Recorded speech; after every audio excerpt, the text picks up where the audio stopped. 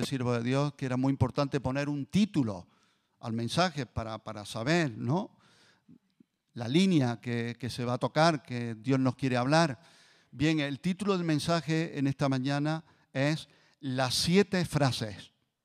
Las 7 frases. Otros dicen las 7 palabras. Yo entiendo que son frases más que palabras, aunque también podríamos decir las 7 frases o las 7 palabras. Las palabras de Cristo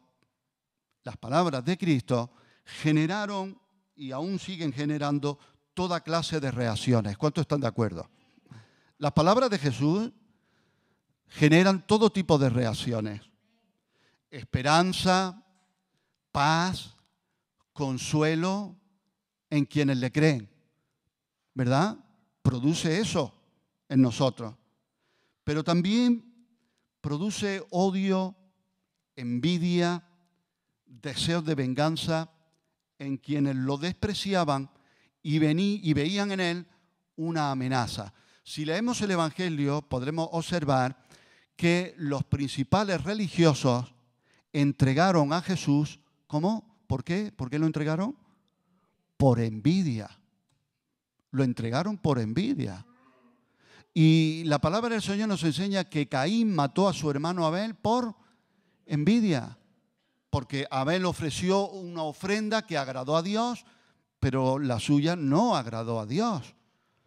Y los fariseos, los principales sacerdotes, los sumos sacerdotes, veían en Jesús una amenaza.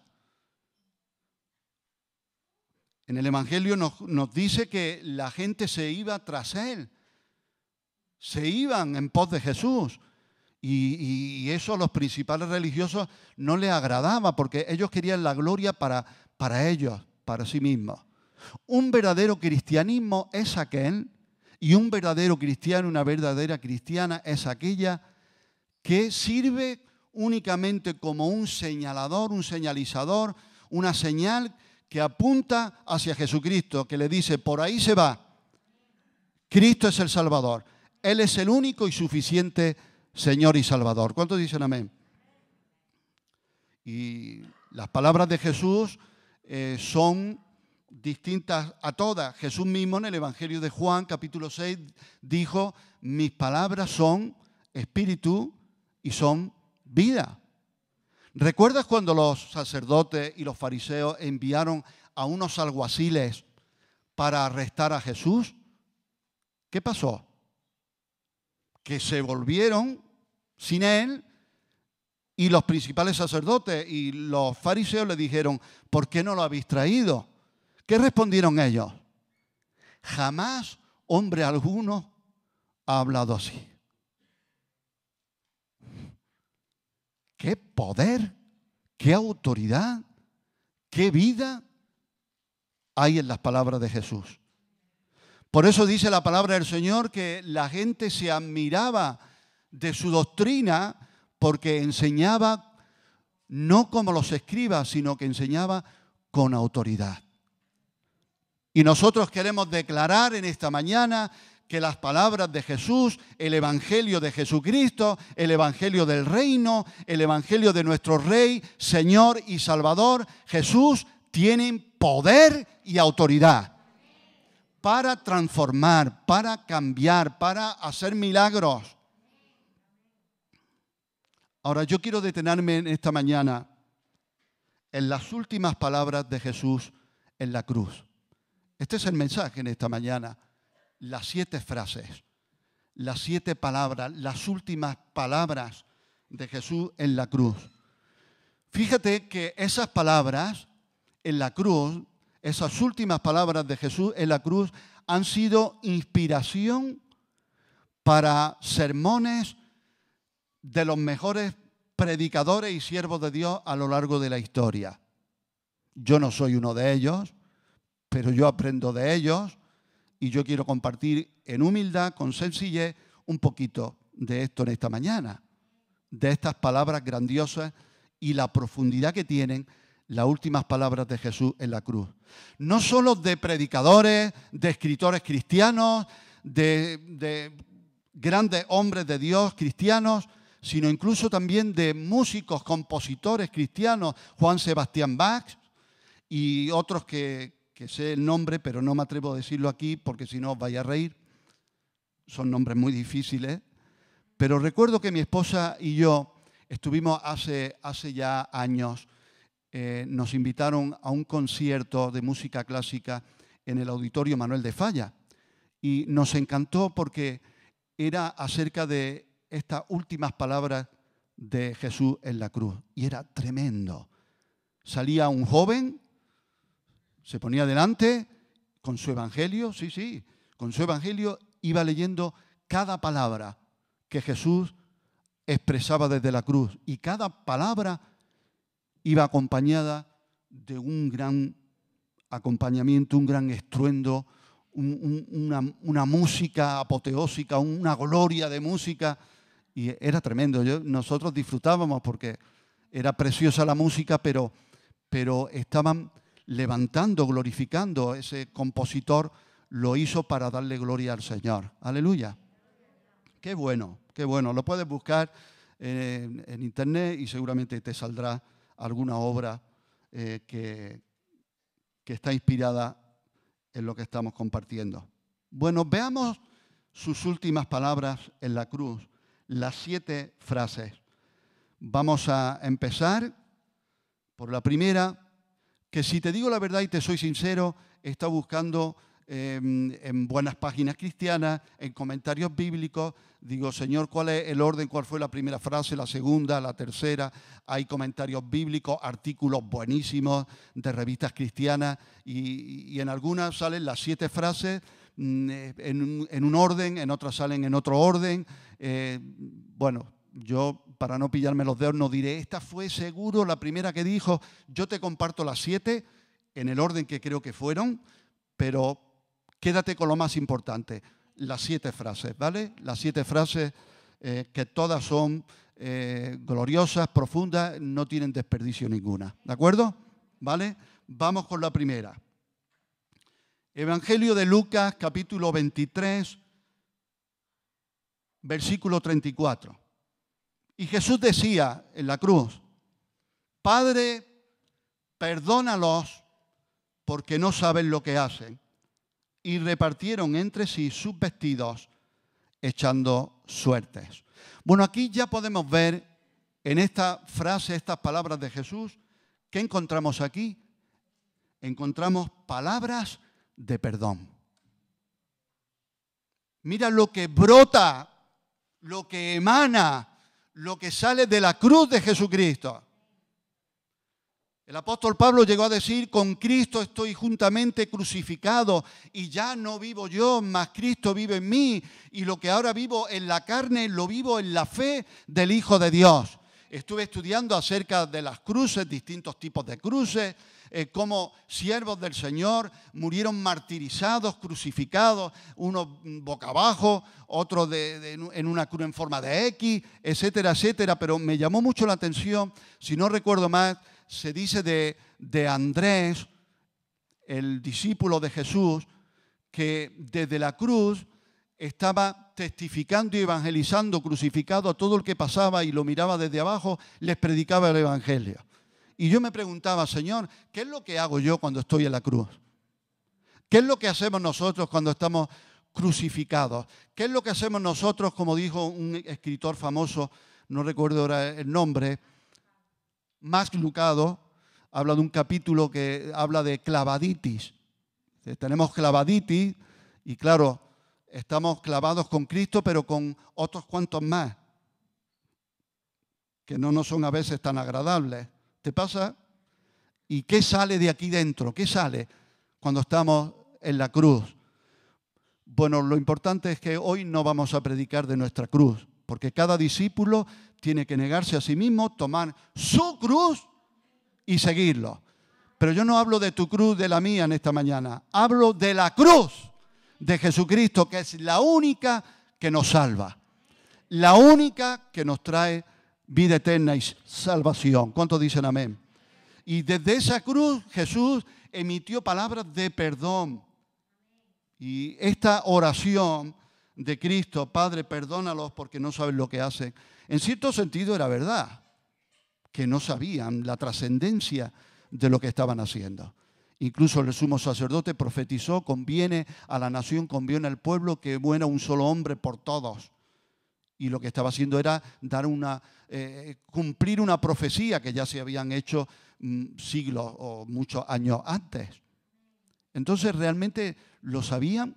No, creo que el apóstol Pablo llegó a decir, si hubieran sabido que era el Cristo, que era el Mesías, quizás no lo hubieran crucificado. No sabían la trascendencia que tenía, aunque la maldad, ¿verdad?, del corazón y el pecado estaba ahí para hacer ese tipo de cosas, ¿verdad?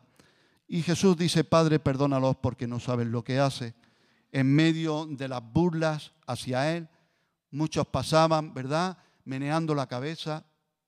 ¿Te han hecho eso a ti alguna vez? ¿Te han mirado y te han hecho así? Yo quería tengo ilusión en preparar un mensaje, un sermón del meneo de cabeza. ¿Qué significa? ¿Qué te produce dentro cuando te hacen así? ¿Verdad?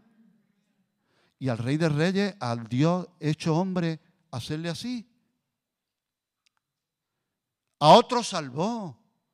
Sálvese a sí mismo. Baja de la cruz y creeremos. Haz señal para que creamos en ti. Y eso era lo que Jesús estaba sufriendo en la cruz. Pero su oración, perdónalos, Padre, perdónalos, porque no saben lo que hacen, es una muestra de la infinita compasión de su gracia divina. ¿Cuánto les dan gloria? Y te voy a decir algo, una revelación. No solo estaba, Padre, perdónalos a los que estaban allí, por extensión lo estaba haciendo también por ti y por mí. Por ti y por mí. ¿Cuántos dicen amén? Pero si tú y yo nos arrepentimos y pedimos perdón por nuestros pecados, recibimos su gracia, su perdón. ¿Cuántos lo necesitan? Vamos a la otra frase, segunda frase, Lucas 23:43. Dice, entonces Jesús le dijo, de cierto te digo que hoy estarás conmigo en el paraíso. ¿A quién le dijo eso? ¿A quién? Al buen ladrón, ¿no? La tradición, yo desde niño escuchaba el buen ladrón y el mal ladrón. ¿Cómo se puede ser un buen ladrón? Que robaba mejor que el otro, ¿no? ¿El buen ladrón o el mal ladrón? No. El ladrón arrepentido y el ladrón que no se arrepintió.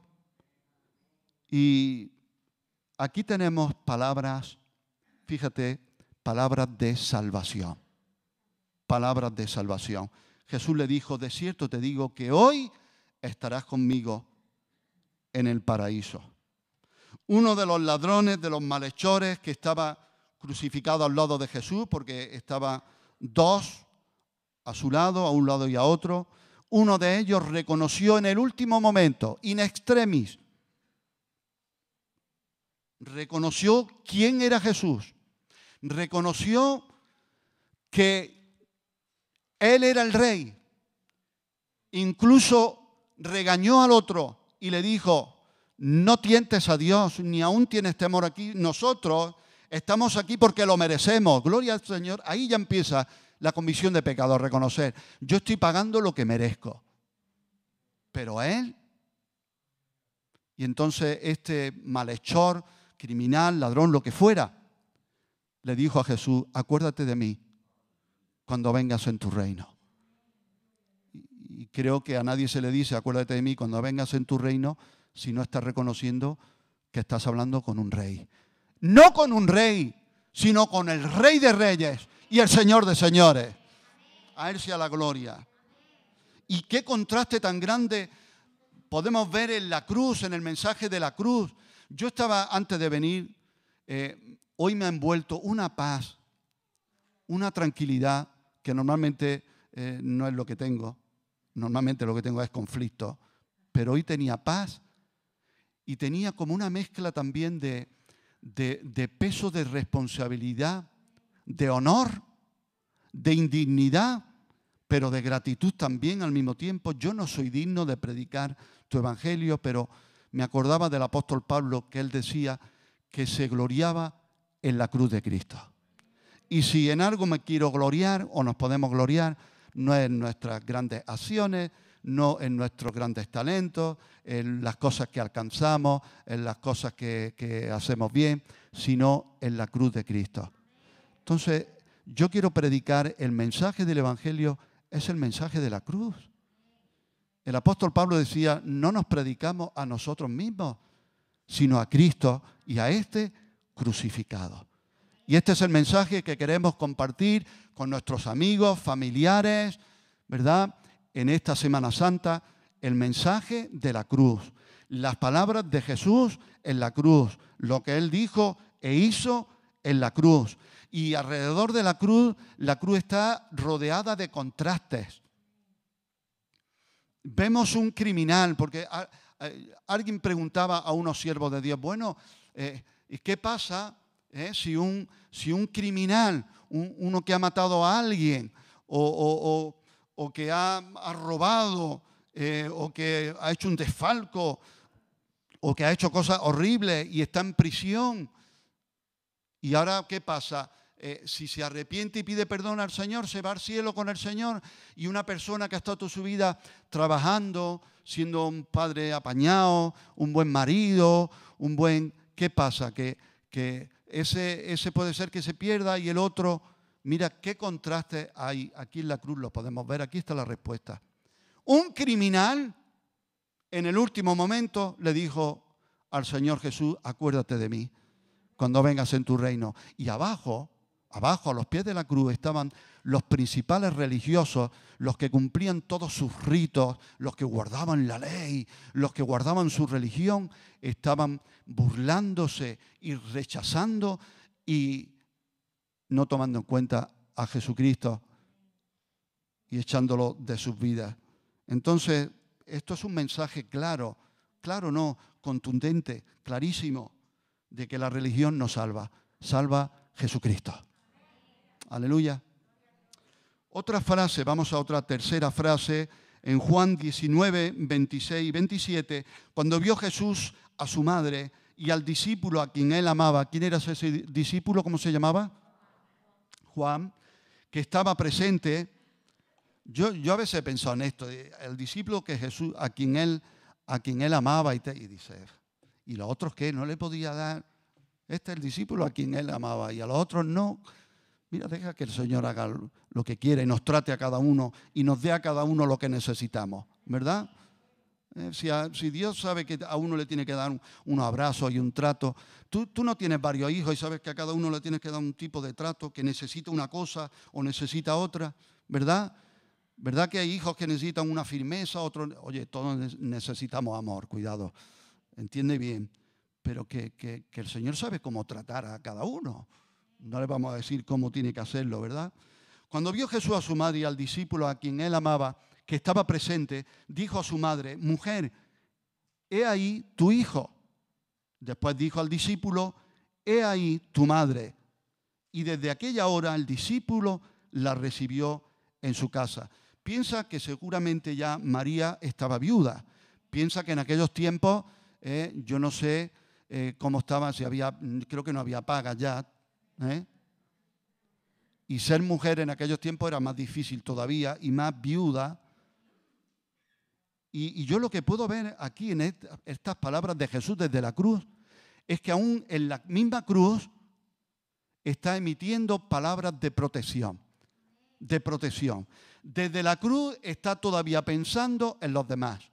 Leí un artículo en Protestante Digital, Pablo Martínez Vila, que dice que lo que más le llamaba la atención es que las primeras palabras de Jesús desde la cruz no eran pensando en Él, era pensando en otros. Era pensando en cubrir la necesidad de otros. Cuando uno está muriendo, está viviendo una situación así, yo creo que el enfoque máximo va hacia uno mismo. En Jesús no. Es que en Jesús no hay nada de egoísmo, en ti y en mí sí. ¿Cuántos dicen amén? ¿Es verdad o no? Y aquí podemos ver a Jesús desde la misma cruz que le pide a Juan el encargo de cuidar a su madre. A mí eso me tiene que dar tranquilidad y confianza, ver el cuidado meticuloso que Dios tiene por nosotros, ¿verdad? Y aquí vemos en la cruz palabras de protección. Aleluya, de protección. Vamos a la cuarta. ¿Cuántos están aquí todavía? Cuarta. Mateo 27, 46. Cerca de la hora novena, Jesús clamó a gran voz diciendo, Elí, Elí, lama sabactani. Otros dicen, lama sabactani. Yo no sé pronunciar bien este idioma, pero dice, Elí, Elí, lama sabactani. Esto es, Dios mío, ¿por qué me has desamparado? ¿Por qué me has desamparado? Y este es el cumplimiento de una profecía, de un salmo mesiánico que está en el Salmo 22, versículo 1, que dice así, Dios mío, ¿por qué me has desamparado? ¿Por qué estás tan lejos de mi salvación y de las palabras de mi clamor? Esto ya era en el Salmo 22 y se cumple aquí. Aquí Jesús está experimentando, según los estudiosos, escucha bien, muy importante, según los estudiosos, cuando Jesús dice estas palabras, según muchos teólogos, Jesús está experimentando su mayor sufrimiento. La separación con su Padre. La palabra de Dios dice, al que no conoció pecado, ¿quién es Él? ¿Quién es Él? Jesús. Al que no conoció pecado, por nosotros lo hizo pecado para que nosotros fuésemos hechos justicia de Dios en Él.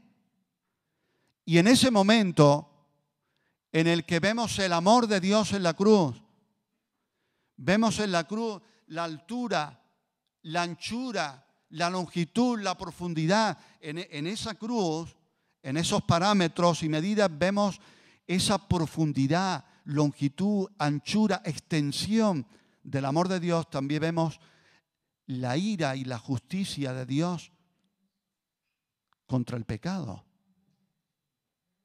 Y Jesús se hizo pecado.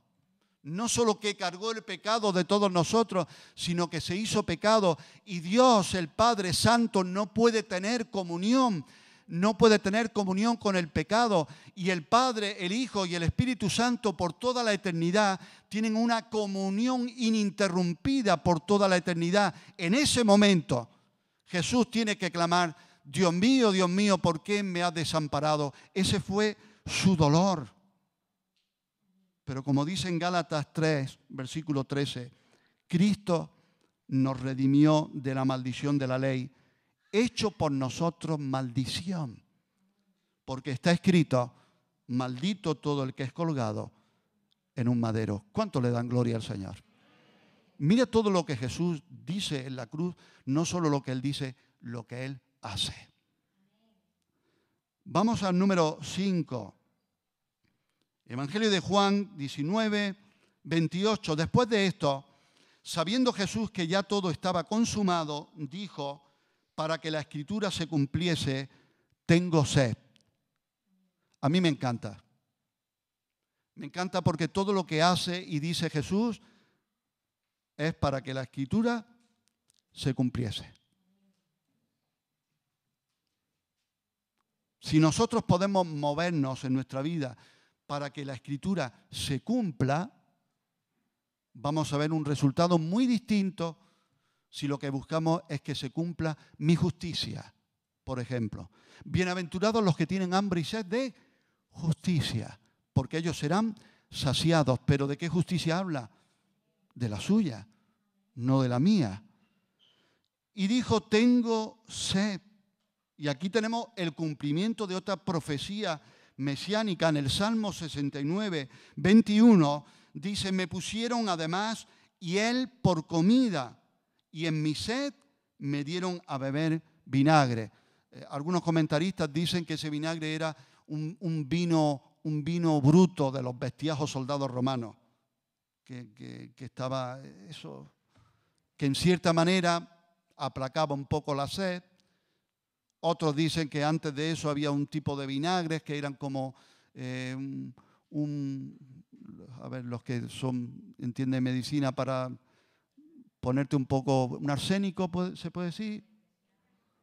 Bueno, que te haga un efecto que te deje poco anestesiado, ¿no? Sea lo que fuere, la palabra de Dios se cumplió. Jesús, lo vemos aquí, Dios hecho hombre, padeciendo en todos los sentidos, padeciendo sed. Quizás aquí es la única palabra en la que vemos pidiendo algo para Él. Tengo sed. Agustín de Hipona dijo que Jesús tenía sed de que se tuviese sed de Él. Muy bonito, ¿verdad? Matthew Henry dijo que Jesús estaba sediento de consumar la obra de nuestra redención. Pero no podemos obviar y no podemos decir que Jesús tenía sed literalmente. Todo lo que sufrió hasta llegar a la cruz, la deshidratación, la fiebre, todo lo que producía el efecto de la crucifixión, de ese martirio, eso producía una sed inhumana. Y tenía sed. Sufrió sed, pero también mucho sufrimiento, muchas burlas, mucho rechazo y mucho menosprecio.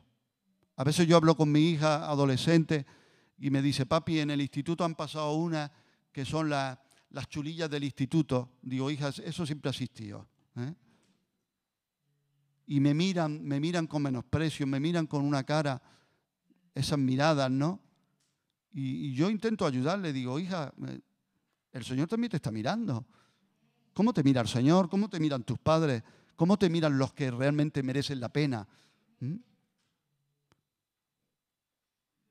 Pero Jesús le miraban de todas las formas y sufrió todos los rechazos que tú y yo podemos experimentar y menosprecios. Él los pasó por ti y por mí. No tenemos, dice la palabra, un sumo sacerdote que no pueda compadecerse de nuestras debilidades, porque Él fue tentado, probado en todo según nuestra semejanza, pero sin pecado. Y te doy un versículo para que te lo lleves, para que te lo comas en esta semana. Come este versículo toda esta semana, ya con este versículo te va a sentar, de verdad. Yo a veces al médico, se me ha acabado esta medicación, ¿me puede después? Sí, ya la tienes metida. Y cuando acabo yo me siento, o mi mujer le dice que ya para las rodillas más falta, sí, por teléfono, ya lo tienes. Y yo pienso, digo, no, ves qué guay, ¿no? Digo, los médicos, parecemos nosotros. Ponme de esto que me falta. Y el médico dice, ya lo tienes. Pero el Señor es el médico de los médicos, decía Sara en el hospital de la iglesia. Él sabe darnos, ¿verdad?, recetas médicas que nos van a hacer mucho bien. Esta es una de ellas. Escucha, Hebreos 12:3. Considerad a aquel que sufrió tal contradicción de pecadores contra sí mismo, para que vuestro ánimo no se canse hasta desmayar. Número 6. Juan 19:30, cuando Jesús hubo tomado el vinagre, dijo, consumado es. Y habiendo inclinado la cabeza, entregó el Espíritu. Algunos teólogos y estudiosos dicen que esta palabra, esta frase, consumado es la esencia, el corazón del Evangelio, de lo que Jesús hizo en la cruz, lo más importante. Consumado es. En griego, tetelestai. ¿Recordáis que he predicado alguna vez sobre esto? Me encanta. Tetelestai. Tetelestai. ¿Qué significa tetelestai? Cuando se hacía alguna transacción en el mercado, alguna compra o venta, o había alguna deuda hipotecaria de alguna casa y se pagaba y la deuda quedaba finiquitada, se ponía un sello y se ponía tetelestai. Ya está. Cuando algún siervo hacía su trabajo y lo terminaba y completaba, iba a su dueño y le decía, tetelestai, ya está hecho. Y Jesús en la cruz, cuando dijo consumado es, ¿sabes lo que dijo? Ya no más sacrificios, ya está terminado, la obra está completa, finiquitada, he hecho lo que mi Padre me ha encomendado, lo que Él me dijo que hiciera, lo he terminado al completo, la obra de redención está a vuestra disposición, lo he hecho en la cruz por vosotros, gloria a Dios. Su sufrimiento había terminado. Toda la obra que su padre le había encomendado, predicar el evangelio, obrar milagros, sanar al enfermo, resucitar muertos y obtener la eterna salvación para su pueblo. Como he dicho, todo estaba hecho, terminado, cumplido. Eso significa consumado es. La deuda por el pecado estaba pagada. Este es el cristianismo. No es mis obras, no es mis buenas obras, no es cumplir estos ritos, no es ser más bueno en Semana Santa, no es cumplir en mi religión, no es intentar cumplir esto o aquello, no son mis ayunos y mis oraciones, no son mis flagelos, cosas que yo me hago a mí mismo, intento tener buena intención, que no, que es Jesús, la deuda por el pecado estaba pagada. Aleluya. Por eso Juan el Bautista, cuando ve a Jesús entrar en escena y lo ve, ¿qué dijo de él? ¿Qué dijo? He aquí el Cordero de Dios que quita el pecado del mundo, que quita el pecado del mundo. No hay otra manera. Hacía falta un sacrificio perfecto. Y la nación de Israel, años y años y años, ofreciendo miles y miles de corderos, machos cabríos, sacrificios de animales, holocaustos, ¿verdad? Ofreciendo el sumo sacerdote, primero tenía que ofrecer por sí mismo y por los demás. Pero ahí viene un sumo sacerdote según el orden de Melquisedec, el cual es Jesucristo, y Él se ofrece, Él es el que ofrece la ofrenda y Él la ofrenda al mismo tiempo. Y ya no más sacrificios por los pecados. Aleluya.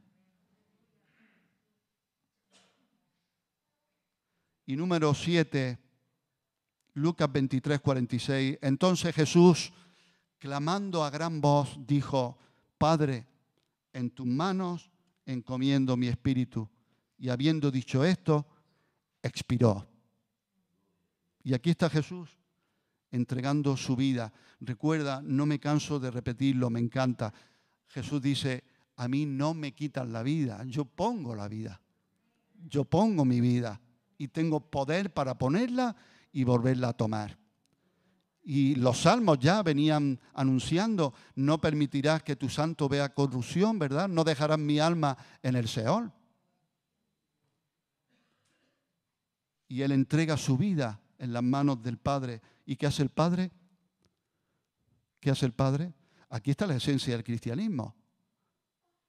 No solo que Cristo murió en la cruz, y eso queda ahí, esa ofrenda fue aceptada. El Padre aceptó el sacrificio de su Hijo. Y en la resurrección, aleluya, es donde ya vemos la obra de Dios terminada, consumada. Ahí hay cristianismo de verdad, cristianismo vivo. El apóstol Pablo decía que si Cristo no hubiera resucitado, seríamos los más dignos de lástima, ¿verdad?, que hay en la tierra, ¿no? En Hebreos 9, versículo 14, ya termino, dice: cuánto más la sangre de Cristo, el cual mediante el Espíritu Eterno se ofreció a sí mismo sin mancha a Dios, limpiará vuestras conciencias de obras muertas para que sirváis al Dios vivo. Limpios de obras muertas. ¿Ves? Nuestras obras son muertas. Nuestras mejores obras, dice el profeta Isaías, son como trapos de inmundicia, como los trapos que usaban las mujeres en sus tiempos, en el periodo de menstruación, ¿no? O para limpiar a los niños, un trapo así. No había pañales, no había compresas, no había cosas así. Nuestras mejores obras son como trapos de ese tipo ante la santidad de Dios, delante de Dios. Esas son nuestras mejores obras, son así. Obras muertas. ¿Pero qué? Para que sirváis al Dios vivo. Gloria al Señor. Y nosotros queremos predicar en esta Semana Santa el mensaje de la cruz. Lo que Cristo ha hecho en la cruz. De verdad, después de 36 años en el Evangelio, de tratar de servir al Señor, unas veces mejor, otras peor, unas veces enterándome de algo, otras veces no enterándome de nada, unas veces creyendo que lo estaba haciendo bien, otras veces mal, otras veces mucho tiempo. Y ¿sabes lo que estoy disfrutando ahora? Es de la sencillez del mensaje del Evangelio, de la sencillez del mensaje de la cruz, de esas doctrinas. Los que estudian teología, que hay aquí algunas y algunos eruditos, entenderán bien lo que son las doctrinas de la gracia. ¡Qué tranquilidad! ¡Qué tranquilidad! El gran Martín Lutero, el gran Calvino, los grandes reformadores. Pero tú sabes la tranquilidad, la paz y la bendición que obtuvieron fue de las grandísimas revelaciones, no fue de entender el Evangelio, el mensaje de la cruz, lo que Jesús hizo por ellos en su lugar, la salvación, la vida eterna. Como dice un salmo, y Martín Lutero luego decía y expresaba ahí en sus conflictos: Señor, soy tuyo, sálvame. Señor, soy tuyo, sálvame. Cuando no sepas qué decir y no puedas más, métete en tu cuarto o en el campo o donde estés y di: Señor, soy tuyo, soy tuya, sálvame. Y ya está. Es así. Escuché a un gran siervo de Dios, maestro de la palabra, doctor, además, un erudito, culto en muchas cosas, y decía que lo único que tú y yo podemos aportar a nuestra salvación, ¿sabes qué es? Nuestros pecados. ¿Qué podemos aportar nosotros? Por eso la palabra de Dios dice: la salvación, no sé si hay un salmo, un profeta, no recuerdo ahora, dice: la salvación es de Yahvé. La salvación es del Señor. Y cuando el Señor salvaba a su pueblo de sus enemigos, de tantas cosas, ¿quién se llevaba la gloria? ¿Quién? Un ejército de 32.000 en Gedeón, 300 nada más. El otro con una vara para abrir un mar rojo. Toma. El otro un gigante de 3 metros con una onda y unas piedrecillas. ¿Tú te das cuenta? ¿No ves ahí los tipos y las sombras ya en el Antiguo Testamento? ¿Quién se lleva la gloria ahí? Dios. Y en el Evangelio, en el Nuevo Testamento, en nuestra salvación, ¿quién se lleva la gloria? Jesús, en la cruz por nosotros. Eterno Padre, muchas gracias te damos. Que en esta Semana Santa podemos conmemorar, recordar tu muerte y tu resurrección, tu obra completa. Gracias, Señor, por lo que tú has hecho por nosotros en la cruz. Gracias por todas estas palabras, Señor, que tú expresas desde la cruz y antes de la cruz. Todas tus palabras son espíritu y son vida. Gracias por el mensaje del Evangelio. Queremos recibirlo. Los que llevamos años queremos afirmarnos más. Queremos afirmarnos más en la fe. Que tus hijos y tus hijas puedan salir sin ninguna condenación en esta mañana. Que puedan salir con el gozo y la alegría de ser justificados por lo que tú has hecho en la cruz. Y aquellos que no te conocen todavía puedan entender el mensaje del Evangelio. Reconocemos, Señor, que solo tú puedes correr el velo del entendimiento en nuestras mentes y en nuestros corazones para que la luz de tu Evangelio resplandezca en nuestros corazones. Solo tú puedes hacerlo. Y a ti nos encomendamos como iglesia y a aquellos a los que amamos que aún no te conocen. Te lo pedimos todo y te damos las gracias en el nombre de Jesús. Amén.